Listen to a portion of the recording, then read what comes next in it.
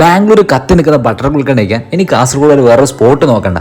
Kasaragod first butter gulkand തുടങ്ങിയ ഇവിടെയാണ് അമ്മ. പഴം ചെറുതായി സ്ലൈസ് ചെയ്തിട്ട് അതിന്റെ മുകളിൽ ബട്ടർ നന്നായി വിതറിയിട്ട് ഒരു വലിയ പീസ് ബട്ടർ സ്കോച്ച് ഐസ്ക്രീം വെച്ച് അതിന്റെ മുകളാണ് ഗുൽക്കണ്ട് സ്പ്രെഡ് ചെയ്യുക. നമ്മൾ ഗുൽക്കണ്ട് ഡയറക്റ്റ് ബാംഗ്ലൂരിൽ നിന്ന് ഒഴിപ്പിക്കുന്ന ഗുൽക്കണ്ടാണ്.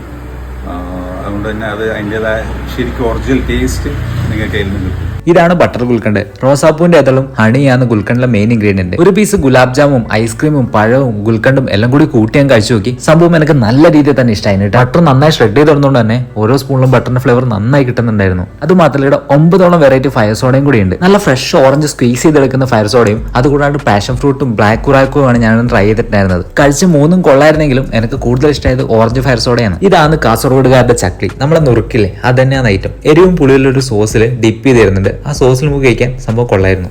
കാസർഗോഡ് മാംഗ്ലൂർ റൂട്ടില് കുമ്പള ടൗണിൽ നിന്ന് ഒരു 1.5 കിലോമീറ്റർ വന്നാൽ ആരിക്കാരിയിലാണ് നമ്മൾ ഷോപ്പുള്ള വൈബ്. അപ്പൊ ഇനിയും കാസർഗോഡ് ഗുൽക്കണ്ട് കഴിക്കാത്തവരുണ്ടെങ്കിൽ ബാംഗ്ലൂരും പോകേണ്ട ആവശ്യമില്ല, നേരെ ഇങ്ങോട്ടേക്ക് കിട്ടും. അപ്പോൾ എല്ലാവരും കഴിച്ചു നോക്കാം, ഫീഡ്ബാക്ക് അറിയിക്കാം. ബൈ.